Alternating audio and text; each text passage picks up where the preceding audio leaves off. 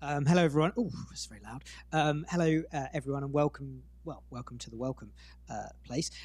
My name is Ollie de Bottom. I'm the Chief Executive of the Careers and Enterprise Company. It is such a privilege to be here today with all of you, the thousands of people online, or maybe hundreds of people online, but most importantly, our extraordinary leaders here from the careers system. The Careers and Enterprise Company, we're on a mission to help every young person find their best next step. But that happens in schools and colleges and classrooms and workplaces around the country. And what we're going to hear today is how that is happening. I think we can all agree, or I hope we can all agree, on a few shifts we'd love to see in the careers system. We think there's been progress. We now know what good looks like. We've got more young people interacting with employers across the country. We've got more awareness about apprenticeships. But there is more to do. And as I say, the three things we'd like to see are these. We've got to move the conversation from coverage to quality, because there's a simple equation in education. The higher the quality, the higher the impact. So now we know we've got schools and colleges interested in careers, as they've always been, but they've got these frameworks. We really need to see how we can raise the bar so that young people can gain more benefit, and we'll hear from that today. The second shift I think we need to do is to move from careers from margins to mainstream. We were talking about this just now, weren't we? Because when careers is front and centre in young people's mind, in teachers' mind, in head teachers' mind, part of school improvement, part of professional development, part of what it is to be in a school, again, it has the most impact. And we'll hear today about extraordinary leaders doing just that. And the third thing I think we all want to see is move the system supporting some to all. Because what we know is clear is that some young people are benefiting from extraordinary careers education, but not everyone is. And it's our collective job to make sure those young people, particularly those who face barriers, can overcome them and fulfill their highest point of contribution. So we are here to listen, to learn, to be inspired, and to make sure that we at the Careers and Enterprise Company do better for all the system and for all young people. So I'll hand over to our panel, and thank you so much for joining us today.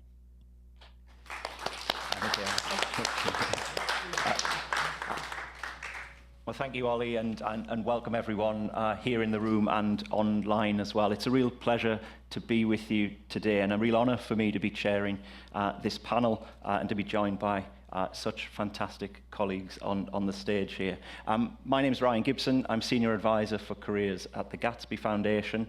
I'm seconded to that role from a position of leading careers education across a large multi-academy trust. And at Gatsby, and indeed at the CEC, we want each and every young person, as Ollie said, to benefit from the very best career guidance. Indeed, at the heart of the Gatsby benchmarks is a relentless focus on impact and outcomes for each and every young person. And we know, because the evidence tells us, that leaders and leadership are absolutely key to achieving impact and outcomes for every young person. In particular, the role of the careers leader, the role of senior leaders, and the role of strategic leaders, both within schools, trusts, colleges, and more broadly in regions, areas, and nationally. Now, our question today is, what does excellence in careers impact look like, and how can we drive this through different school and college improvement approaches? And of course, every school, special school and college is different. Every young person is unique. We know that, and we know that institutions know their young people best, and therefore are best placed to determine what will work for them, and how institutions embed their careers provision and deliver it to meet the needs of their young people is absolutely crucial. At the last seminar, for those of you who were here or who watched online, Ollie spoke, and he just mentioned it again there, about careers moving from the margins to the mainstream and being most effective when it's part of a whole school or college approach. He said at the last seminar, more like safeguarding than first aid, not operating in a silo, but being embedded across the institution. And leaders and leadership will drive us on that journey. And that's hopefully what we'll explore on the panel today. So let's get into it. Let's talk to the panel about excellence in careers impact. What we're going to do is I'm going to ask each panel member a question, an introductory question, and I'm going to ask them, as part of their first answer, just to introduce themselves to you. So we're going to go to you first, Mark, if that's okay. That's fine, yeah. And You're a college leader, so what does careers impact mean to you, and how is it integral to your improvement approach? Yeah, thanks, Ryan. So my name is Mark Eccleston. I'm Assistant Principal for Student Support Services at Priestley College in Warrington. We're a college of about 2,300 students, an inclusive college, and we've got a wide range and diverse body and makeup of that student cohort. We offer level 2s and 3s, A-levels, vocational, and we still do ASs, so we're in the minority of sixth form colleges for that. So going back to the question, I think first of all, I think for me it's getting it right for the students. That's at the top of my list. If we strip it all back, the students want to come to us in the 16 to 19 institution, do the best they possibly can, build them skills, develop the toolkit and move on to something really positive and progress, whether that's academic, in HE, apprenticeships or jobs. We've got to do our best to prepare them for the next steps.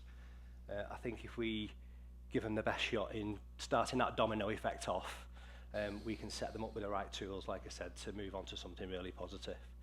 The progression landscape, I think, out there is getting more complex. We're finding that our students are finding it more difficult, and especially the parents as well, that might not have had experience of post-16 education, are finding it difficult to navigate. So getting that engagement from parents is difficult. I think, really, what we're looking at is, in our college, is trying to embed it through the spine of the college.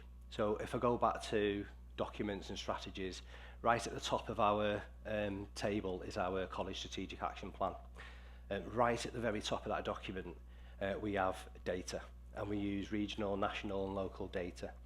So I'll give you some examples. We use LET data, Local Enterprise Partnership data, Warrington Skills Commission reports, Cheshire Warrington Local Skills Improvement Plans, LSIP data, RCU Vector Tool, looking at HE, HESA, all that sort of data, sixth form, FE data, Lightcast analytics software, which includes things like Office of National Statistics, labour force, survey results, and that sits right at the top, and we use that as a focus and a driver right through the college action plan, which we review through several years, and then we feed that down into our college SAR and QUIP, and that's embedded in key strategic points in that, then through to faculty and pastoral SARs and QUIPs and clusters and subjects, right the way down, and then we align our careers plan with that and make sure they link in with the key strategic objectives, feed into staff PDRs, focus CPD sessions for groups, individuals, and we work together as a MAT as well, because we're in a multi-academy trust, so we work really strongly on that. We make sure that careers is centralised position in the college, and it's through that central spine, so it puts on the radar of everybody, and I think that's part of my role to make sure that happens as a member of SLT as well, to drive that through. Brilliant, thanks Mark.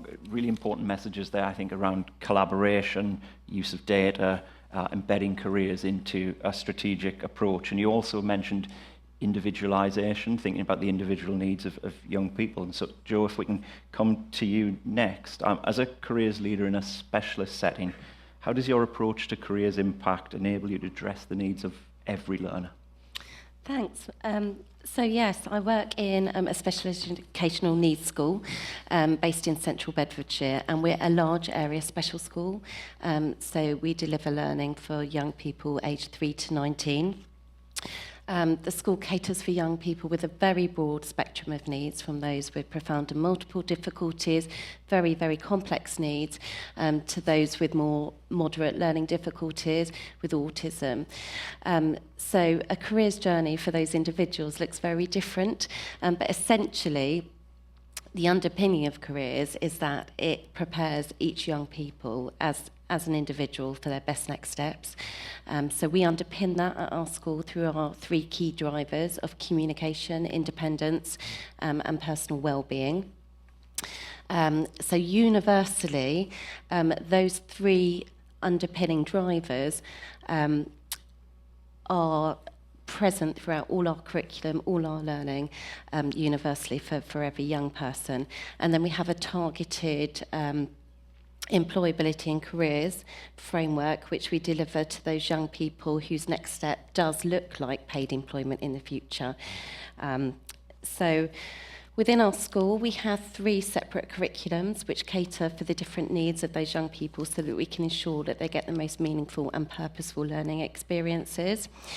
And they are run over 3 different developmental phases. So really, essentially, as part of our Progressive Careers programme, for all our young people, we offer intentional and progressive student careers learning journeys.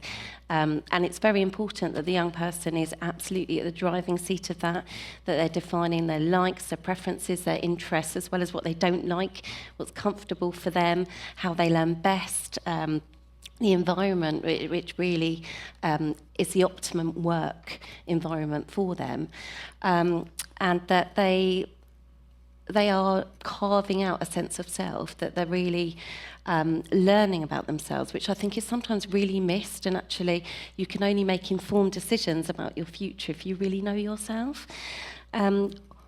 We really base a lot on the high quality of careers education information, advice and guidance sessions.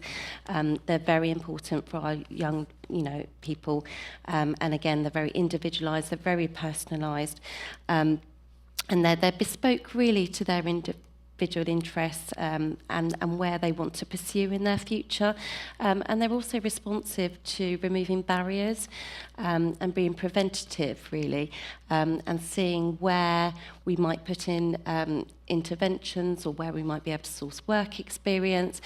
So the impact of them is kind of immediate, really. We pick it up as soon as it comes through so that we can be immediately responsive to that, and our careers advice and guidance sessions aren't just a drop in the ocean and then we don't follow it through. There's that really purposeful follow through.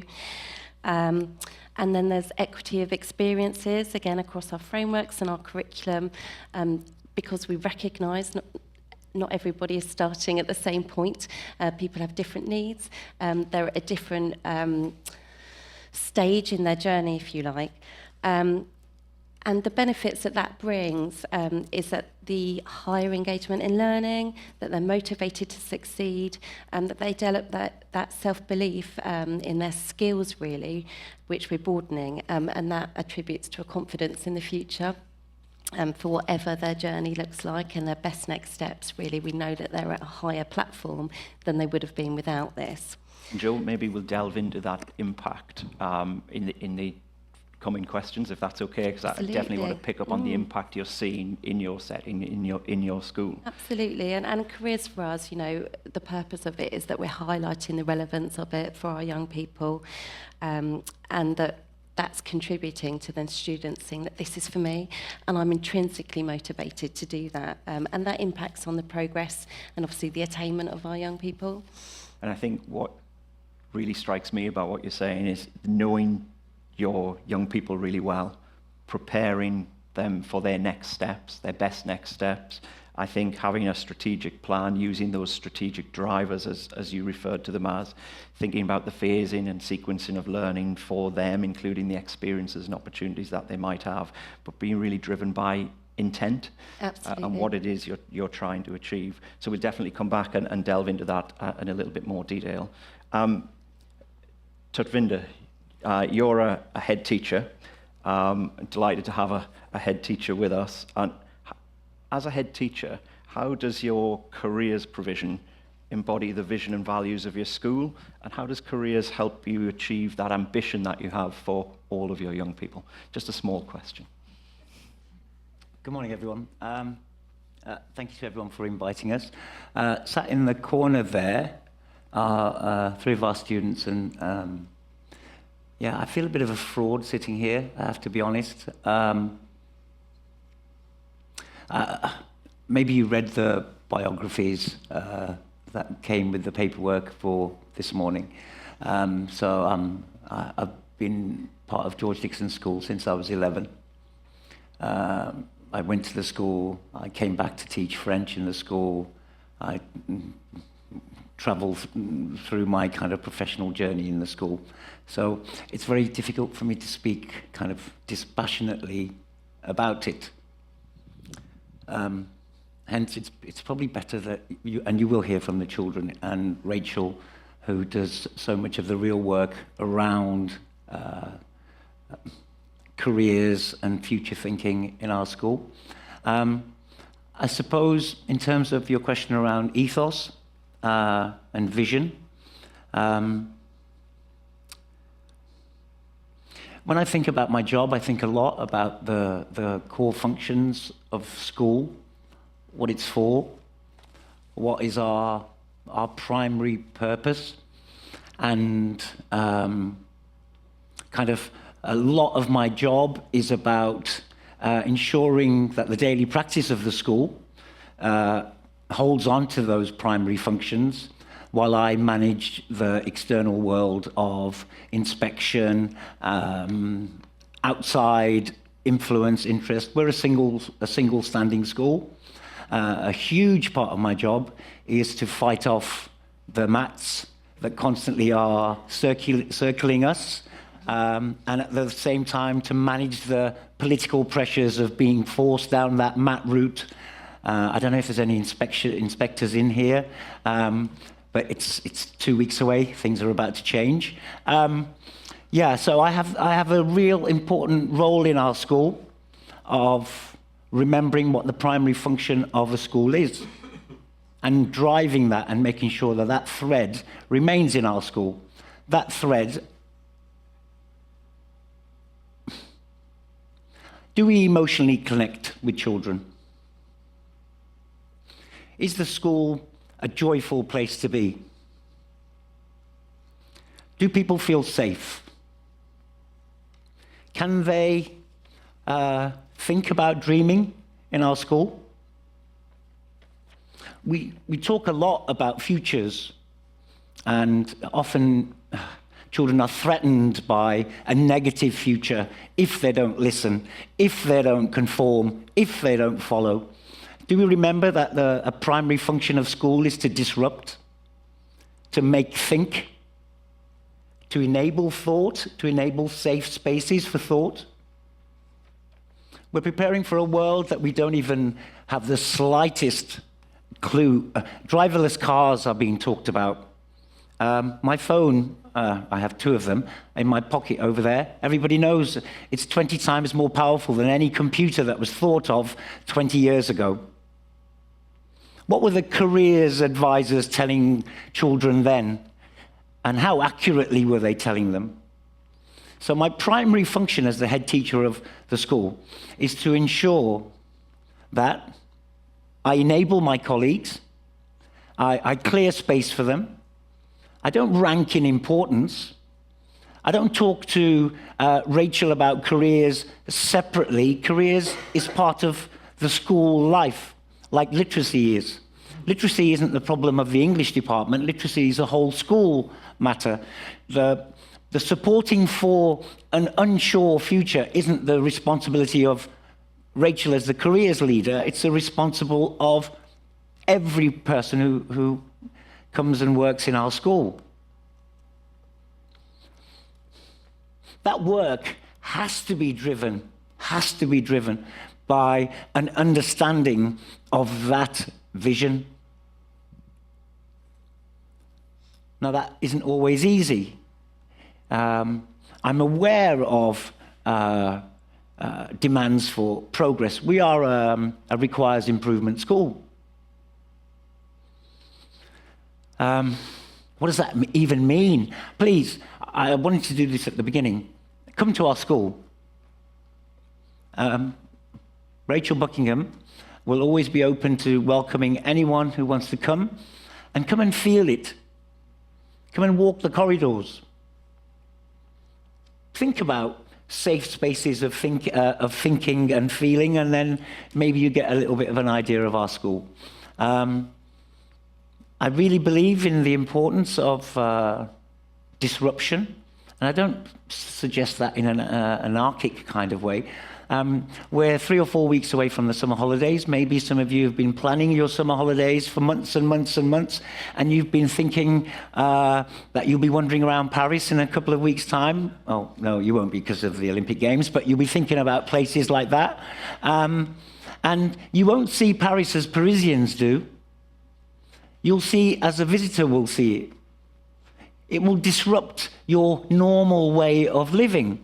It will make you think, I hope.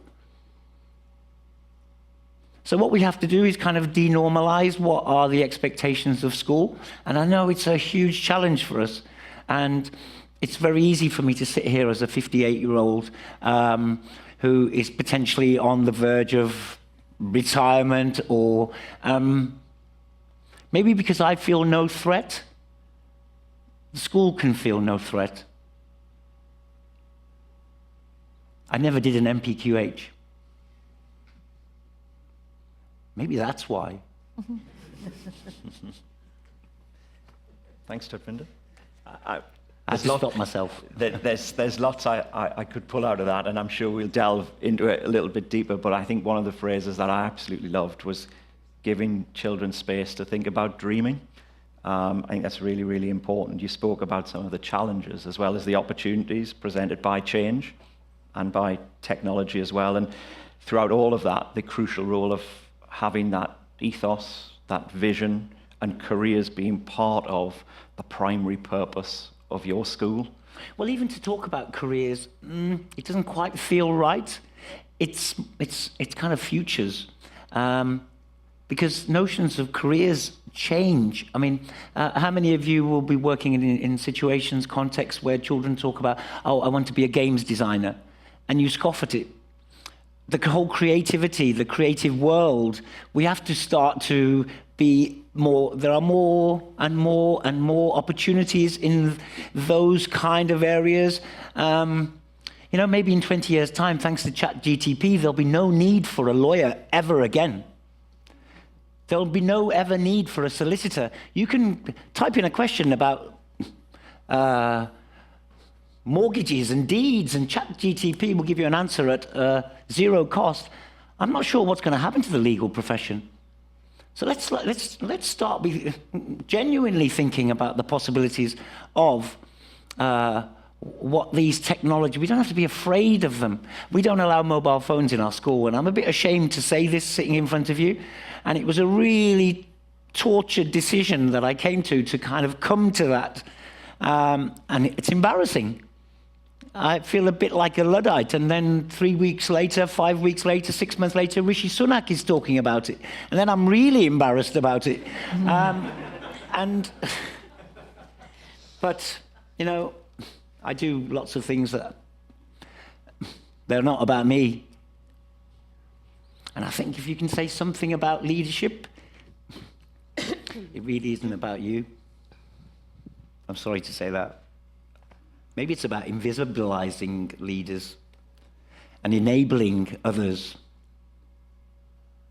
I don't know.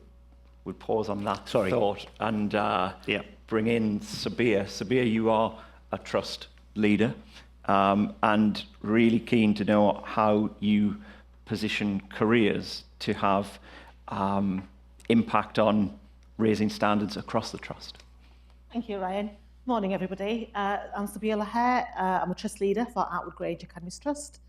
In terms of my role, we did something really interesting across the trust, whereby we realigned what the trust leaders did in terms of their role across the whole trust. So I lead on 4 secondary academies. I suppose that's my day-to-day role.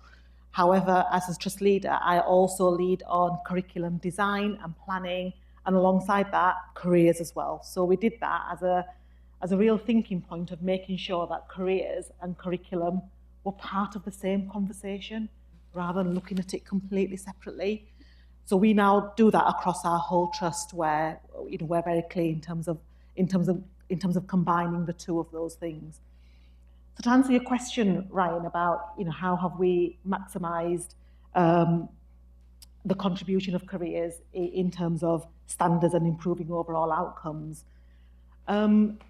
And I mean, Tadvinder, you said you feel like a bit of a fraud. I mean, interestingly, I hope I do my colleagues across my trust real justice today, because actually I'm representing them. They do the brilliant work. My job is to enable them to do the brilliant work that they do in their schools. So I do a lot of listening as part of my role. And I listen to those brilliant leaders in those schools who have some amazing ideas and who come up with all the answers. My role is to put them all together and put them in a real real good strategy which enables them to do the best that they can do in their schools. So some of the examples might be, so as a trust, obviously, as most trusts do, we have a strategy document, a trust improvement plan, usually spans 3 to 5 years. And what I've enabled that plan to have is to have careers and curriculum threaded through all the different areas where we want to see improvement. For example, and I'm sure lots of schools have this, attendance. It's a huge issue. Students are not attending as well as they did before COVID. And we want to make sure that they attend more than they are doing, and our PA reduces in our schools. So what have we done? Well, in terms of our careers work, that's not just the job of that careers leader in that school, that's obviously the job of the attendance team. So we then make sure in the attendance team, in terms of their strategy, they're really clear about what they're going to do in terms of careers work to ensure that students who are not attending, well, why are they not attending? Is it because they don't have any plans of what they're going to do in the future? Do we need to have those discussions with them? And we do the same things in terms of behaviour. And many schools will have very similar aspirations to, for example, reducing suspensions we do in our trust. And to enable us to do that, what have we done about that? So every member of staff is obviously in charge of behaviour, student behaviour, to make sure that they are behaving in school and doing exactly what we would want them to do, to have the brilliant, exciting lessons, but ultimately get the best out of every single child. So we've allowed those leaders to ensure that, well, what are they doing about careers in terms of the discussions when they're talking about positive behaviours? Why is it that you're not going to your lesson? Why is it that you don't like going to history? Well, what can we do instead? Can we give you a work placement where you can go there on a Wednesday afternoon instead? So we've really thought really carefully about how careers really does underpin every single element of schooling and ensure that every leader across all our schools in our trust feel a real sense of responsibility, that everyone's responsible for careers education, not just the careers leader, which inevitably, we hope, will lead to better attainment for children, better outcomes for them, because we hope that they will then have a real clear plan and a vision in terms of what they'll do next. So that's my role in terms of what I do. And like I say, it is enabling those careers leaders in those schools to do the best that they possibly can do and to enable them to do that too. Fantastic, thank you. That a strong message, I think, on the enabling role of the senior leader, supporting every adult really in the school to get the very best out of every child. A clear focus on impact, outcomes, and the role of careers as part of the solution to some of the other issues that you might face across the trust. And so we've heard from a college, we've heard from a school, a special school, a trust. Now we're going to hear from a leader at a combined authority. Nicola, why is Greater Manchester Combined Authority interested in adoption of careers impact at scale? Thanks, Ryan, and good morning, everybody. What a privilege to just sit and listen to what colleagues have just said there, and it's been making me think about actually our role in the combined authority. It's a fantastic position to have, actually, is to work with such a number of institutions and businesses in our local area, and we're very much about local priorities, setting our own agenda, but tapping into what exists nationally. So you'll have to excuse my metaphors here, but if we think about the last decade, we've been working with our institutions and our businesses, and effectively they've been in their swim lanes, everyone doing their own thing in their own way, and no one's really benefited from that other than those people in that school or in that college. And so that knowledge is sitting there and there's nowhere to put it. So our interest in the careers impact system is actually, our philosophy massively is around collaboration. How do you transfer that knowledge? How do you open up the pool effectively to share knowledge and learning between institutions across businesses so that the best of the best practice reaches the professionals, and also then reaches those young people, so that we can all raise that tide, actually, you know, so that people can do really well. What the Careers Impact System does for us, though, is it's not just about opening up the pool, everyone can collaborate freely. That's disorderly in some ways, and if you've all been to a pool party, like with kids, you'll know it can descend into chaos. So the Careers Impact System actually puts a level of synchronisation into that. It allows us to intentionally coordinate learning and transfer best practice, and that's what we're doing in that sense. But it also gives us very specific questions to ask. It also gives us a remit to transcend institutions and transcend boundaries. We've got 10 local authorities in our area. And so that's irrelevant when you're transferring knowledge and learning. So that's really important to us. So I think we're not counting benchmarks, and not that we did, but we're trying to get under the surface of all of this and to create space for creativity and imagination. And we've heard some of that today, and that's what it's about. Brilliant. Thank you, Nicola. I'm sure, like me, the audience, either in the room or online, are really keen to delve a little deeper under the surface, really, and understand more about the journey that you've been on, the journey that you are on, and how you plan to continue to evolve your approach to careers impact. So really keen to explore that. Jo, I'm going to come to you first, if that's okay.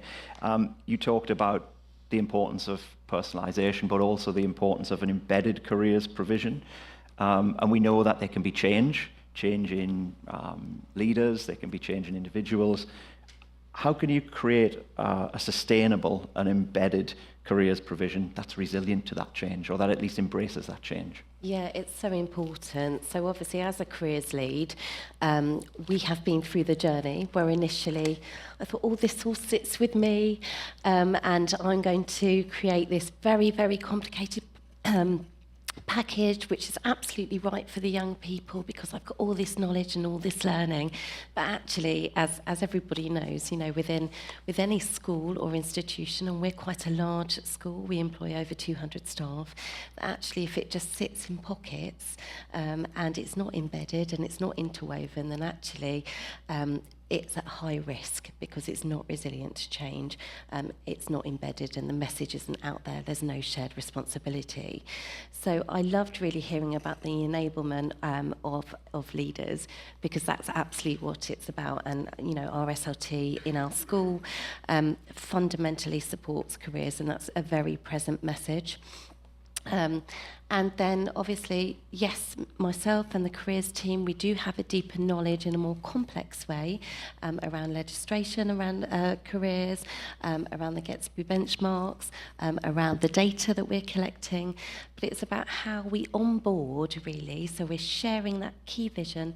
We're onboarding key leaders, so department leads, those people that know smaller pockets of staff really well, who can inspire them, who knows absolutely what learning should look like for that particular cohort of young people and how that's delivered. And that started for us with really defining what careers look like for us, for really defining that actually we weren't suggesting that all our young people should go and get paid employment, or that was the only way that they were seen as important in our community as part of our society whatsoever. That careers is preparing that young person for the next step, that it's part of adulthood, that it is bespoke, it's individualised, it's ensuring that young person has a better life chance than they would have done without. So once we have the onboarding of that, and that really did for some, you know, at the very beginning of our journey, that was a change in thinking. It was a cultural shift that we had to make. And then with the support of obviously our extended leaders, so they will meet separately, we will meet separately and share information. It then trickles down, it's filtered down.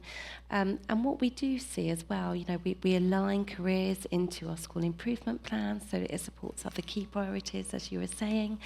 And by doing so, it not only elevates the importance, but actually seeing the benefits for those outcomes that each individual gains from that input, that naturally embeds the motivation of all staff. And we ensure that by making sure that it's very present, that we're showing that on social media, we're showing that presently around the school very visually, and that creates, an atmosphere of culture really, where we know the why, and getting everybody together to share the why. And the why is our young people, isn't it? That's what it's all about. And once we assign to that and we see the real benefits that careers can deliver, that's the hook for our staff. And then once it's embedded, it's interwoven within our curriculum, they are succinct, they are aligned. It's also beyond the curriculum, it's all the extracurricular stuff, it's the skills, it's the soft skills, it's actually every staff member realising that it's the dialogue they have with those young people, the questioning, the working from the absolutely supported, and we do this within our careers chats, within careers advice and guidance, but within all our lessons, within every part of the school. We are making a conscious effort to forever move from being supported to enabled, however that looks like, through a scaffolded process, because our young people do need that investment in them. We've got you, we're holding you, but there's the expectation. You take it further. We're proud of you when we do, and that is a intentional practice, and then we find that we are more resistant to change because that culture is so embedded, because it is part of our school improvement, our SIP. We value the weight of it. We as a special school, we have grown enormously in recent years. We've taken on a huge amount of more young people coming through to us. We've taken on additional buildings to accommodate that. Our cohort has changed, as it does with special educational needs, in terms of the needs of the young people that we used to see coming in being very, very different. We have to be resilient to change, but in a positive way. So we're recognising this change, but it's absorbed into our careers. And we're reactive and proactive and responsive towards that. But the message, the onboarding, and the value of everybody wanting to be part of that momentum is still it's sustained. Yeah. So that's what's important. And I think we often hear quite a bit about the churn in career leaders as an example.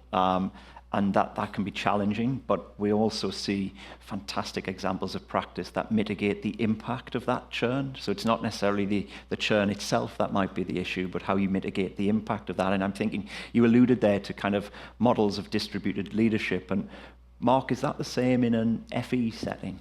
Yeah, I mean, listening to Jo then, I can probably just support and mirror what she said. There's a couple of examples I've got. To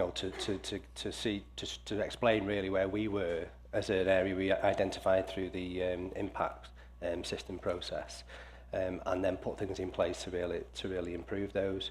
So distributing leadership to me is like we've already said, empowering staff and really giving them that opportunity to shine in what they do. And by far, I am not the expert in my college in this area. I have got a fantastic team. Of all experts in their area. I'm really lucky. So for those lone careers leaders out there in schools, which I know there are, because within our MAT, we work and collaborate with those individuals, and they do struggle to get things through. And that's part of us as a team in our MAT to really support those careers leaders. Within the structure I mentioned already in introductions, I'm a member of SLT as the careers leader, and I've done that qualification, that training purposely, so I can really drive that through the college. Because I know in other schools in our MAT it's so difficult. I've got a team of fantastic people underneath me and work with me. We've got a head of marketing and admissions who line manages the careers team, 2 careers advisors, one focused on destinations and data, the other looking at driving apprenticeships and SEND qualification that she's completed to really support the preparing for adulthood agenda in the college and those students with EHCPs. And those different needs to really achieving that. We've got employment engagement coordinators, WEX coordinators, and they all work really closely together. I think a key thing for me as well, and Jo alluded to it, is a structural change in our college last year allowed me to really put this into place as SLT. And we identified through the Careers Impact System a gap in skills for our students. There was completing skills. We was trying to drive through the pastoral programme through Skills Builder and Unifrog and platforms like that, for them to engage and log and record, but they really struggle to articulate the skills they were developing in subjects and the volunteering work they was doing, the part-time jobs, and how that linked and closed the loop into what they would do when they progressed, whether it was HE apprenticeships or jobs. And they really struggle just in general conversation to communicate that.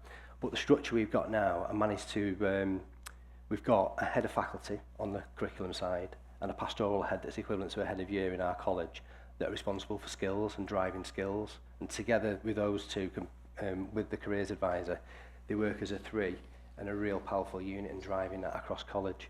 And for me, that collaboration between curriculum and pastoral was a key changer for us. And we always struggled in driving it in curriculum. We would do cross-college CPD, we would get the Cheshire and Warrington Pledge and the team from there to come in to help deliver, and it would always be facing that brick wall of staff going, it's just another thing we've got to do. You've got to change the mindset in the teachers to make them realise that this is absolutely positive thing for their students, for the subject, for engagement, for the results, for our outcomes, which we've mentioned as well. And I think we're on that way now with the structural changes, with the fantastic staff we've got in place. But I do realise it's so difficult for lone careers leaders in schools to really get that recognition, drive back in to push that through. Brilliant, thank you. And Sabir, did you want to come back in, building on that theme of enablers and what you're doing maybe at a practical level at the Trust and within your schools to enable careers to be part of that trust-wide or school-wide improvement? Yeah, it's interesting listening to what you've just said, Mark, there about, I suppose, enabling staff and curriculum leaders to really embed careers into their curriculum, because that is a real challenge, isn't it, to enable them to do that. And we found that certainly across all our schools in the Trust. And I think part of the reason was because we had a lot of our careers roles were developmental roles. It was one of those roles where if somebody wanted to be a leader in a school, that's a great first role to start with, and then you can go on to other things. And that was an absolutely great idea. You know, no one's knocking that as a great way forward for those young leaders who want to go on. Not so great for careers though, because as you all know, part of being a brilliant careers lead is building those fantastic relationships with businesses, enterprise coordinators, and all of those brilliant careers colleagues, usually in the local authority, in the vicinity. And if you're doing that role for a year, maybe even 2 years, you know, that's not long enough to build that relationship, and you've lost all that knowledge. So one of the fundamental changes we've made, and it's only happened this year, is we have made that role permanent now, which might sound very simple to a lot of people listening here, but actually for us it's quite a big change, because we have a lot of our early leadership roles as temporary roles, developmental roles, and we do that because we want to really keep our brilliant staff. So we want to entice them with great leadership opportunities that are whole school. But we've acknowledged that actually the careers role is one of those that we don't want to lose that knowledge and understanding. So that is now permanent, which will make a massive difference. Because A, we're acknowledging the importance of careers.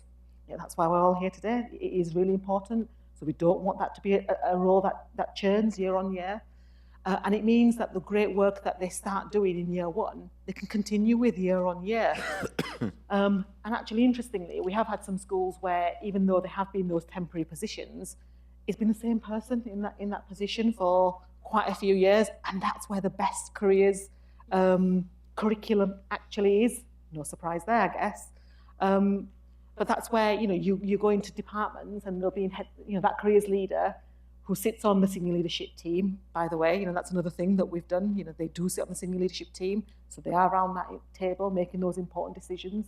They will sit round the table with the heads of departments, checking their schemes of learning from year 7 all the way to year 13, and they'll be checking, right, okay, where's careers in those schemes of learning? And is it just a bolt-on, or is it actually really threaded through very, very carefully, and there's real thought through it? And there's some really good CPD for all the staff. So, where it has worked, it's worked really, really well. And actually, governors I think governance is a really important, they have a really important role to play as well. So on our board of trustees, we've got a board member who works very closely with me, and he looks at careers across the whole trust. And I always say we come as a pair. It's myself and Ralph, and we're fighting the cause for careers across our whole trust. And that's really important because he attends all our CPD events. He will feed back to the board. But not only do we have a board member, in our school governance, we have a governor in charge of careers as well. When I say in charge, they have the responsibility to ensure that careers is really well embedded in their school. And again, they meet with the careers leader regularly, and then they feed back as well. And I think all of those, as I mentioned to you right at the beginning, it's enabling those leaders to do their job properly and effectively. And my role was to ensure that we've got the systems and procedures and the strategy right. And that's why I always said from the beginning, I listen really carefully, and then it's my role to make sure that I enable them to do the job that they can the best that they possibly can. Brilliant, thank you. And alongside governors, we know obviously head teachers are absolutely crucial. So Tutfin, I was just going to ask you to say a little bit more about what you're doing in your school to empower your careers leader.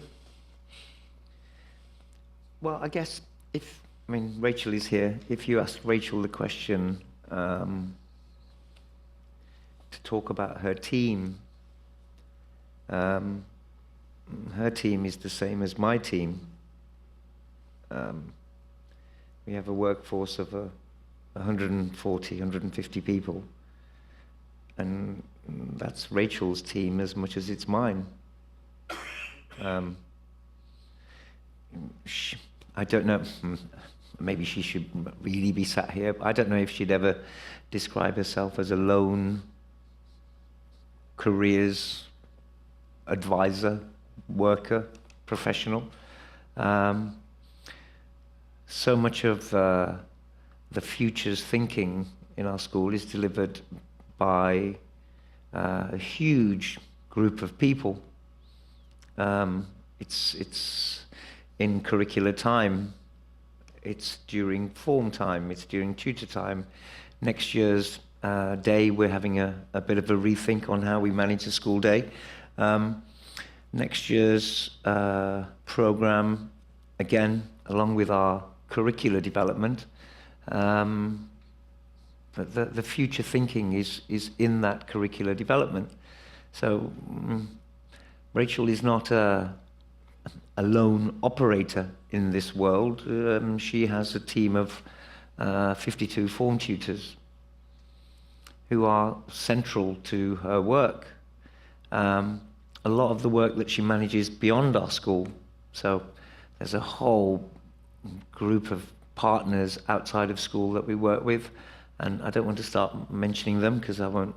It'd be unfair, I think, because lots of external agencies work with our children, not to create future,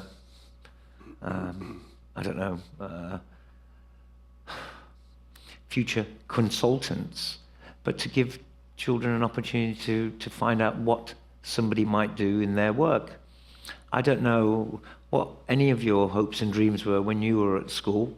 I hope you've been able to achieve some of them. I don't know if you imagine the world to look like today that it does. Maybe you had that kind of foresight, but I certainly didn't.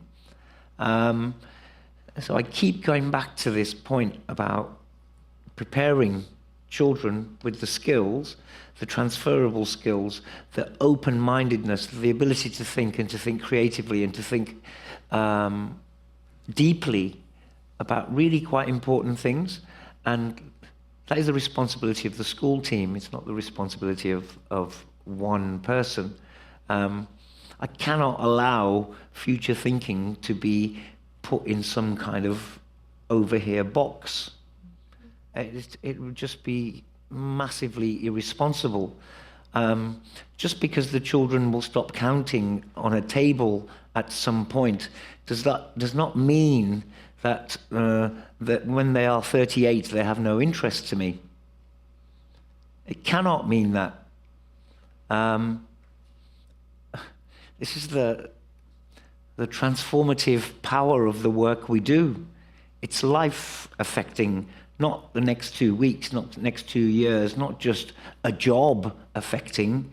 It's personality shaping, it's character forming, it's enabling or disabling in so many different ways. So if we go back to the core function of schools, if we go back to the essence of teams, if we go back to thinking about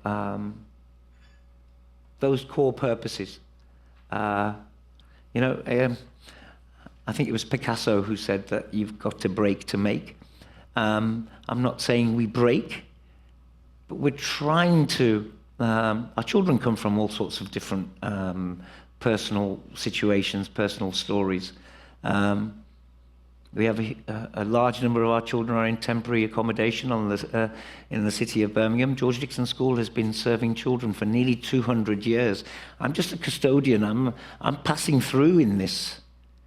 You will not see my name written on a sign outside the school. You will see images of children. I think, Tutvinder, if I just pause you there, on just in the interest of time, but just on that images of, it's a poignant point actually to just finish on, I suppose, there, is that images of children, that's exactly what we're all doing this for. You spoke about the importance of moving out of silos, and that was something you referred to as well, Nicola. I've got kind of 2 more questions, and then we're going to hear from some young people, which we're incredibly excited about. Nicola, just one question for you. You spoke about careers impact, and you spoke about the importance of collaboration. So how are you taking kind of collaborative peer review to drive improvement in careers?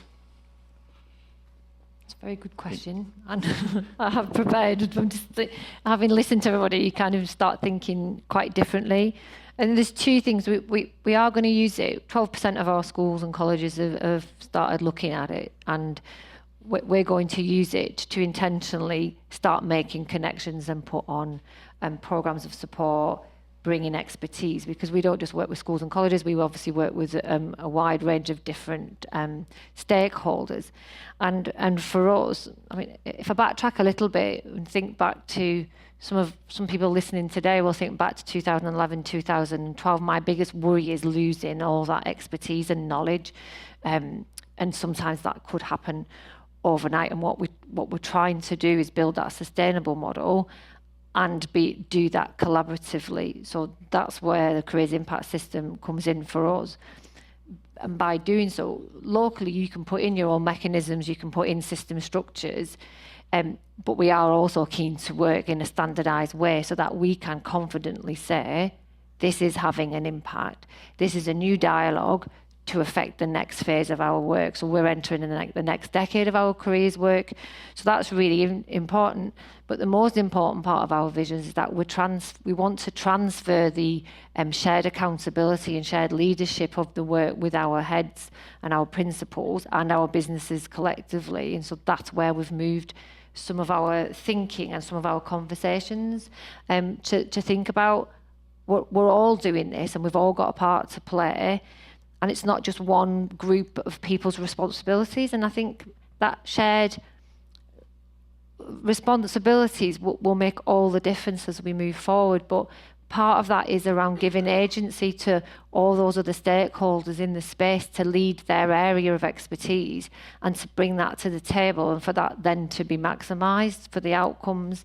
Because I think the drivers sometimes aren't set up to support the learner's outcomes or the young people's futures. They're set up to serve a contract, or they're set up to serve other things that are in effect quite perverse. So part of our role really is to be able to let that happen and then take a step out and start connecting it to other priorities, regional priorities, but get the localities to set those priorities for themselves. And so for us, careers is a really great catalyst for that, because we've talked about careers and futures and the economic priorities of a sub-region like ours, but it goes beyond that. So we know that this will have a place in, and we've got a responsibility increasingly so around attendance. We're starting to think about safe spaces and places and connecting it into that agenda. And also, I mean, you'll have seen sort of our mayor, Andy Burnham, and the work that he's proposing on a Greater Manchester Baccalaureate. So we can bring in lots of different dimensions that create an energy for the system that is not national, but we also lean into the national picture as well. So an enabling power of regional leadership to support trust and school leadership connected into national level leadership as well. And I'm going to finish with one final question, and I'm going to come to you, Mark, if that's okay. I'm thinking, when we were talking earlier, we spoke about the importance of evaluating impact. It'd be great if you can just share with people how you embed careers impact thinking into progressive, outcome-focused career learning journeys for young people. I think from our point of view, again, it goes back to empowering staff and letting them be the driver. So I've got some examples I can use. What I would say is the evidence we use internal and external measures, and we think it's really important, obviously, and I'm sure we're all on the same page to review and evaluate to drive improvements. But the evidence that we try and use, and the example I used about the barriers coming up against staff and the curriculum and the drive through the curriculum, we always try to use evidence and informed-based information to share with staff to support them in their way to deliver. So an example is one of our careers advisors. I said we realised there was a gap in skills. We also needed some development within the SEND provision. So part of her role is to do learning reviews on a rota across each curriculum line or each cluster line, rotating throughout the year. And she'll go and visit classes. She'll do focus groups with students. And a particular focus is on skills and embedding that skills, embedding careers in the curriculum lines, embedding English and maths, and also that SEND provision, and sort of the 5-a-day EIF strategies in relation to staff delivering to students that need those different ways of approach in education. She then feeds back, she does a written report, feeds that back to the heads of department, heads of faculty, subject teachers, with the areas that she's found and also areas for improvement. That then can be put into staff PDRs and be really embedded in that spine throughout their academic year for development. We've also launched a framework, which you've probably heard of, Great Teacher Toolkit, and we've really run large with that this year, and the 4 dimensions and staff doing projects around the PDR targets, and we review those frequently throughout the year and pair staff up, put them in small groups with similar projects, similar careers-based projects, and they share good practice throughout the year. Our next phase would be to share that within the MAT and the Careers Hub, and then link staff within our college, within the secondary schools in our MAT, and share that good practice. And then obviously that brings around reviews and reflection and sharing that good practice. Like I said, internal, external, we do internal surveys. We try and share as many as we can with parents to get their feedback of our provision. And we do the future skills surveys at the start and end of the year, so we can measure the students and the impact of that. And our own career surveys as well. Maybe we overdo it, but we try and engage the students, and that student voice is really important as well. And that's a lovely segue for us, actually. I think each of us have mentioned the word impact several times. We've all spoken about the importance of ensuring we meet the needs of each and every young person, that they are at the heart of the work that we all do. And so it's my pleasure now to be welcoming some young people up to talk to all of us. They're from George Dixon Academy. They travelled down very early this morning. I had the privilege of talking to them earlier today. I was certainly inspired. I know you will be too. I'm going to just ask Tatvinder just to very briefly welcome his students.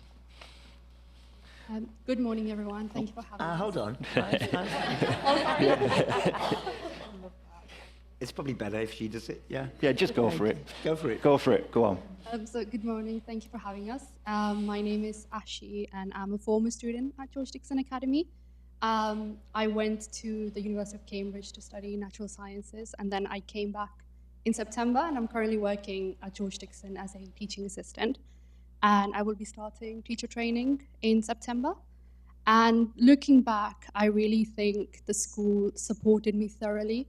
And it was in the form of weekly career lessons where we had a lot of exposure to what opportunities are there available, what our future can look like. And I don't think I would have known about that unless I was shown it in school. So I took part in a lot of opportunities. So I did work experience at the Royal Orthopaedic Hospital in Birmingham.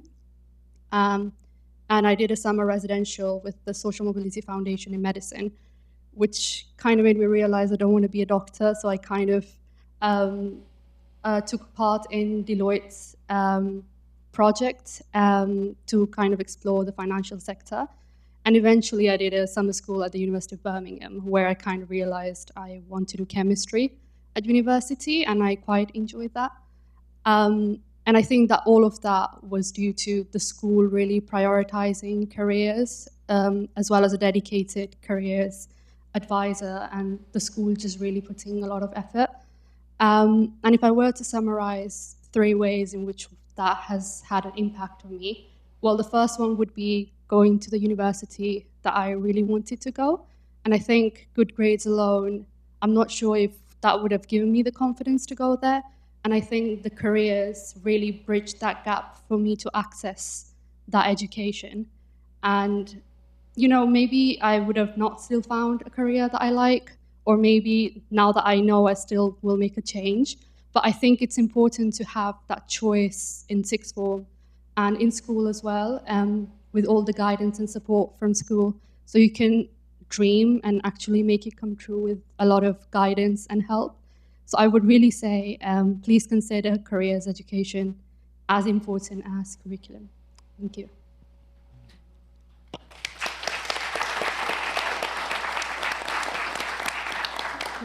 Can I just go back to Archie?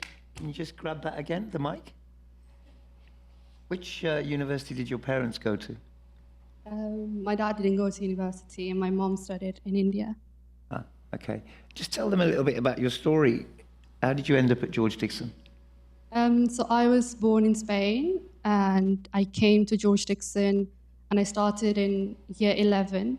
And then I just did my GCSEs, and I quite liked the school and their support, so I stayed there for sixth form. So a Punjabi, Northern Indian parent, family, ended up, you know, basically over time, the doors in this country were closed off to people from India. So to access Europe, entry via Spain, eventually to get here, but in a bit of a circuitous journey. And then, so Spanish speaking, Punjabi speaking, Hindi understanding, now fluent in English, just graduated from Cambridge.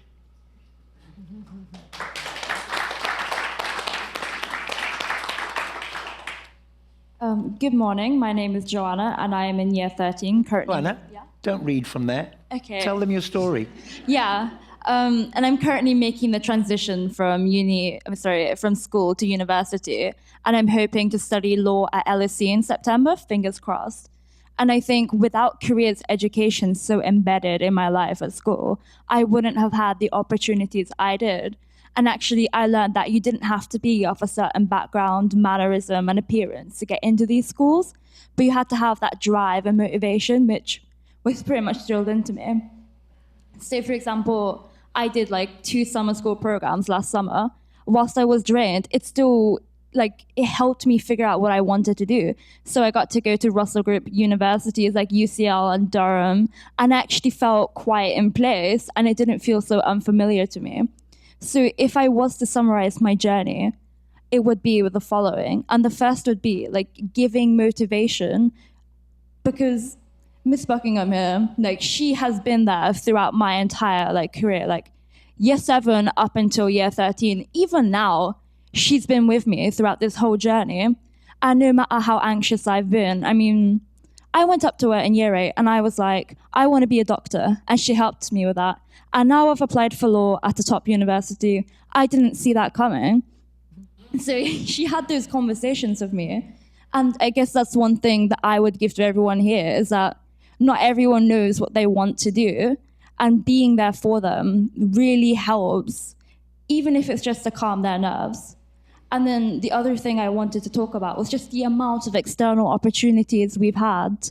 I mean, for example, like I also got to do that Deloitte opportunity. And even though I'm doing a law degree, it made me realize that maybe I won't go into the traditional route of solicitor or barrister. I can still go into finance. I can still go into anything. It's those transferable skills. We also got opportunities of Mills and Reeve and Ernst & Young. There's so many companies that I probably wouldn't have known how to approach. And I'm really thankful for that because I no longer feel unwelcome or unfamiliar. And actually, I feel like I have a place there and that I've earned it. So that's my experience.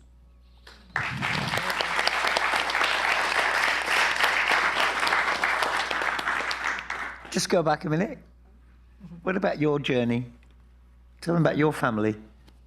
So I only live with my dad, and he came here from Iraq in the 2000s. So I've mostly been growing up with just him, and it's always been just us. However, yeah, I don't know what really to say about that. That's already a lot. Yeah. I should take back that thing I said about lawyers and ChatGTP, shouldn't I? Yeah, Absolutely. sorry. Sorry, Mills and Reeve, if in case you're watching. Good morning, everyone. I'm Ignacio. I'm a student at George VI Academy. I'm in year 12. And for me, careers have had a massive impact throughout my life. I believe that with partnerships like Mills and Reeves, like Mr. Man said, have had a massive impact throughout my guidance in careers. I believe that they help me break down barriers.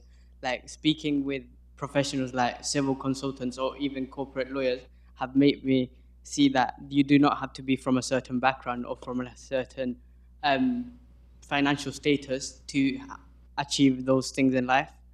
I feel like speaking to them from a daily basis, not on a daily basis, but regularly, it would kind of make me build relationships with them. And now, like the last time we've met with them when they came to our school, actually they knew me, and I cannot insist enough. If I could give one piece of advice to everyone here, would be the fact that close partnerships with companies, because they really boost your students' confidence, and also it raises their aspirations, which I think is crucial for why careers is important in your country.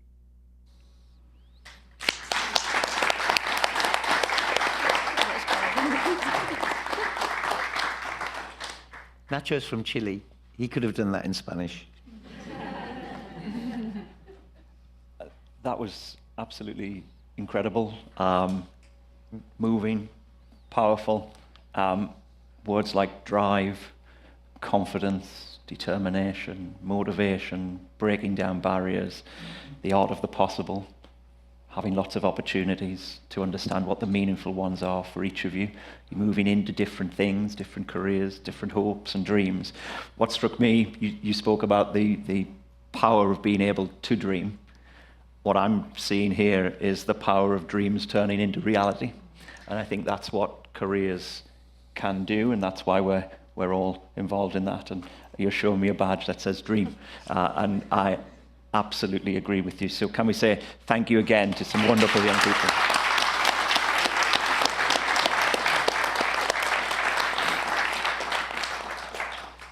Well, how do we try and follow that?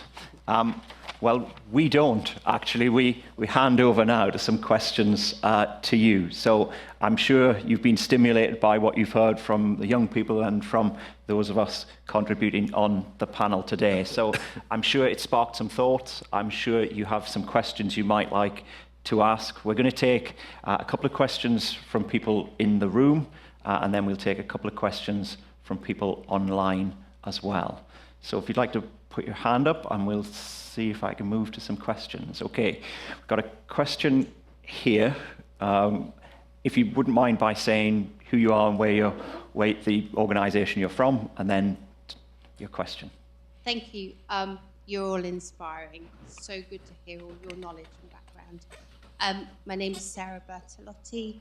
I'm from the EdTech charity Founders for Schools, and we bring role models into schools to do what Tudvinder is talking about, which is, we call it, if you can see it, you can be it.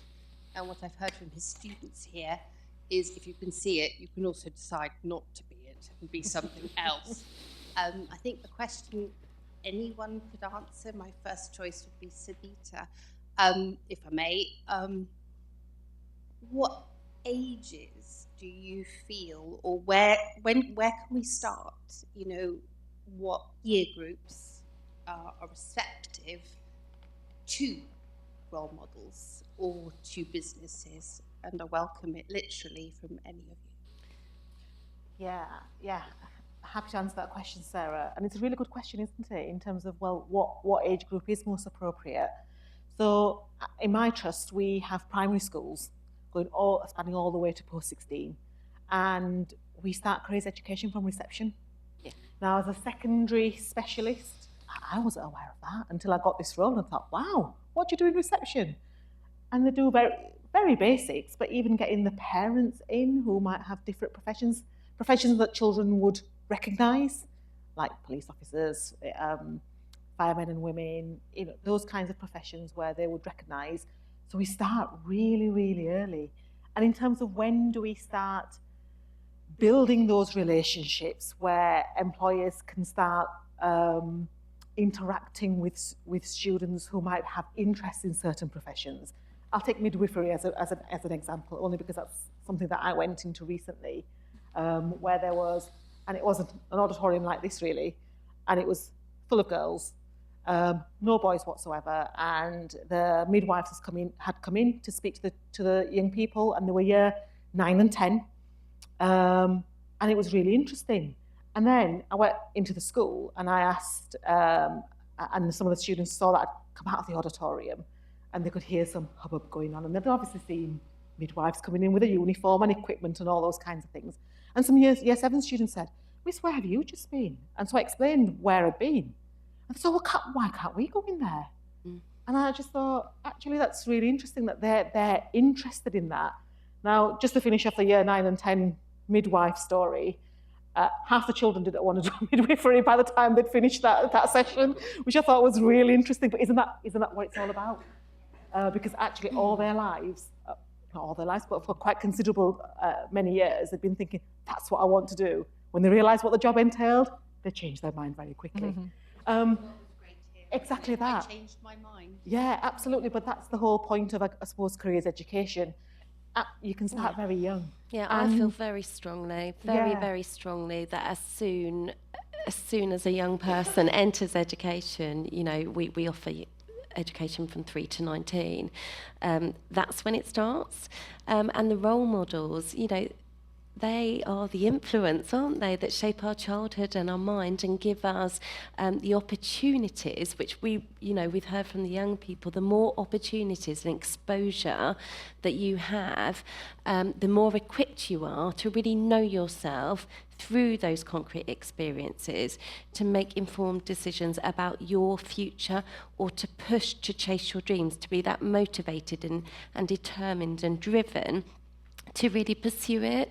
I feel very strongly that, you know, it does disable our young people if we wait into a certain year or a certain time. You know, those we need to provide those opportunities and make it very rich. In early years, it might look like role play. It might, you know, of particular jobs. But again, if we don't have that exposure, but those skills, they start, you know, team building, working with other people, communicating, taking on a range of roles, applying that curriculum learning in a work-based context, such as your maths and your English, and seeing how that contributes towards how you might use it in the future and how those skills, those curriculum skills that you learn are of benefit to you in a workplace environment. That is a mindset we need to support our young people with from very early on. So that's, you know, I feel quite passionately about that, really. I'm a governor at a primary school, and they had a day where you dress as the career that you want to be.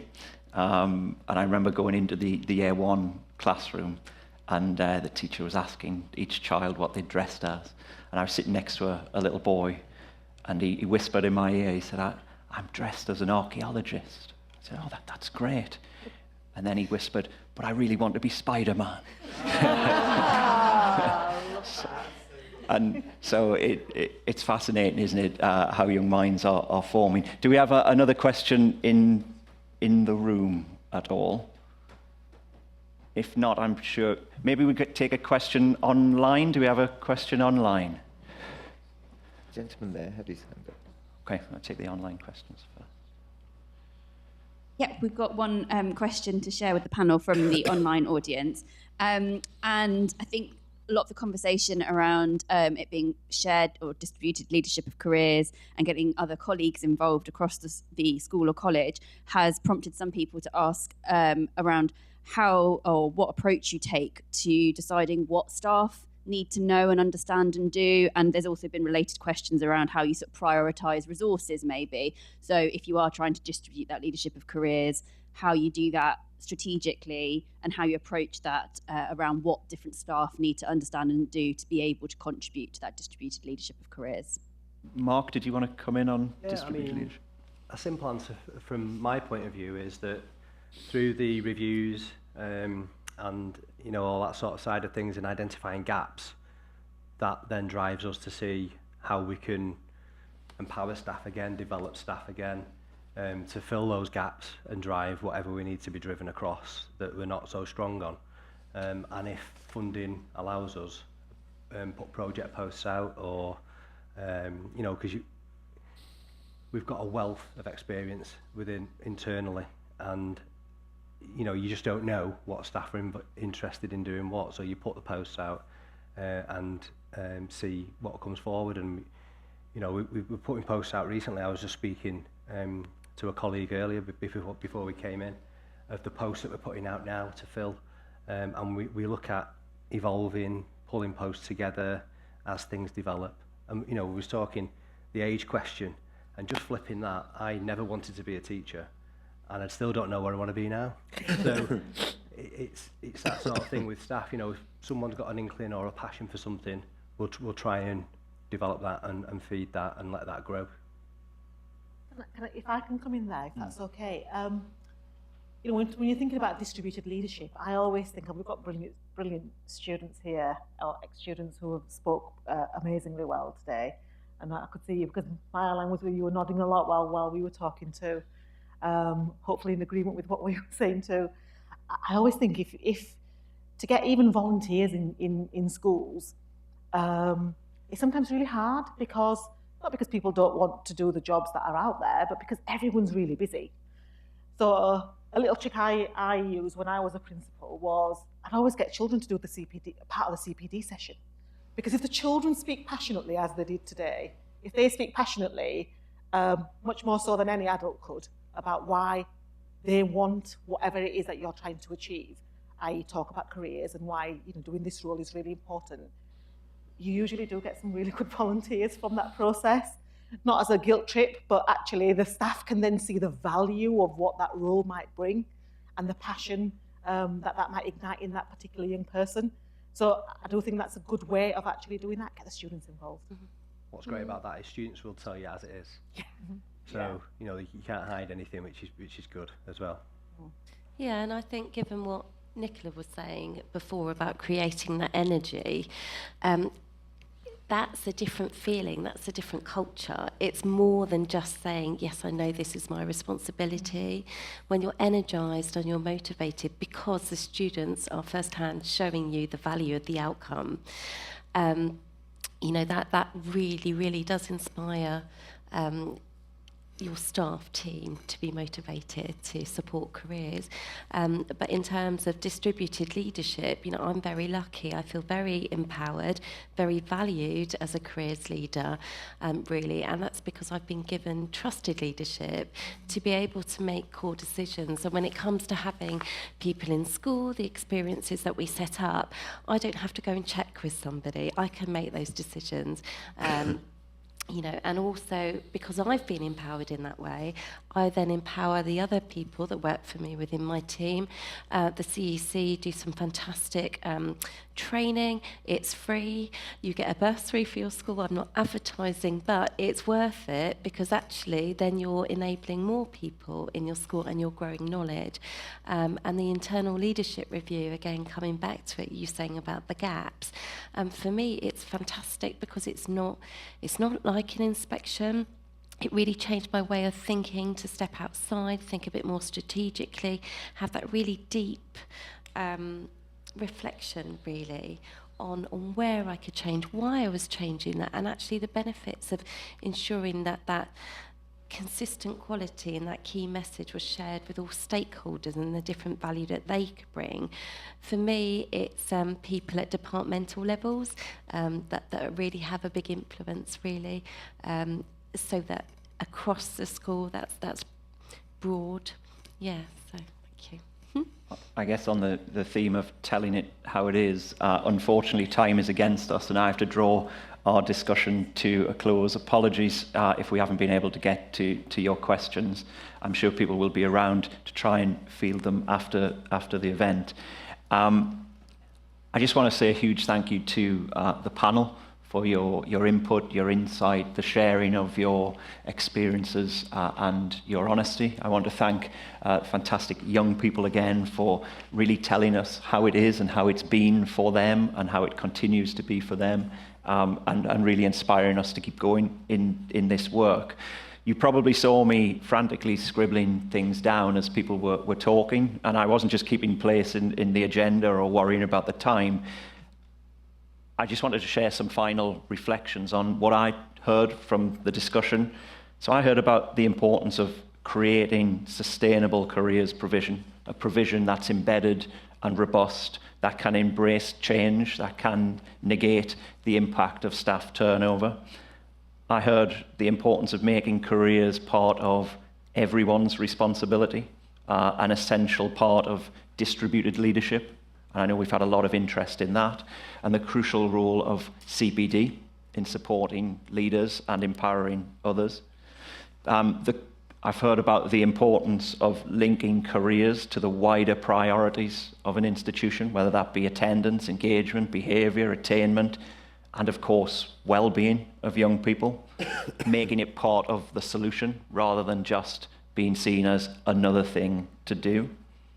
We've heard at the very beginning, I think it was you, Mark, who spoke about the importance of using data and evidence to drive that planning and that well-sequenced approach, putting the needs of young people right at the heart of everything that we're doing, recognising that they have different dreams, aspirations, but making sure that they're equipped to make informed and effective decisions that help them navigate transitions in their life, sustain destinations, and ultimately be career or future ready.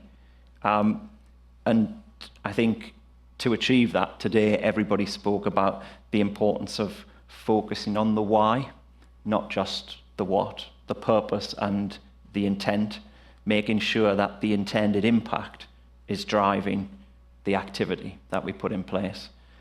With that, I'm going to hand over to Nicola to draw our session to a close. Thanks, Ryan. Thanks to everybody for joining us today, but also most of all our panellists, but of course the students and Rachel from George Dixon Academy. So earlier on today, Tukvinder extended an invitation to visit George Dixon Academy, and I am one of the very privileged people who has done that recently. And it was an inspirational day, and inspirational for many reasons. But these colleagues that are here today, I think have shared things that they have in common, 3 things that really drive them and are consistently present in schools that are delivering the most impactful careers programs for their young people. And careers is a difficult word sometimes to contend with, because sometimes careers does feel like something that could be bolted on the side. But that's not what we see in any of these institutions. And when I speak about institutions, I speak globally from a Manchester context as well, because of the place-based approach to that particular work. But what we see consistently in those institutions is, first of all, a vision, and a vision that is absolutely shared with everybody in the institution. And that vision is not a vision of careers, it's a vision of their learners as leavers. What do we want young people to leave our institutions equipped to be able to do? And that's much bigger than careers. It's a concept that manifests itself in those institutional visions across the board. The second thing that we consistently see is empowered teams. Teams that have all taken responsibility in the objective of preparing those learners to be leavers, and all have the opportunity to be part of that strategic vision. And the third thing that we consistently see, and we've heard in spades today, is when young people are enabled to really explore and make choices that are about themselves and what they will do and take as their next best step. And the next best step is certainly not forever.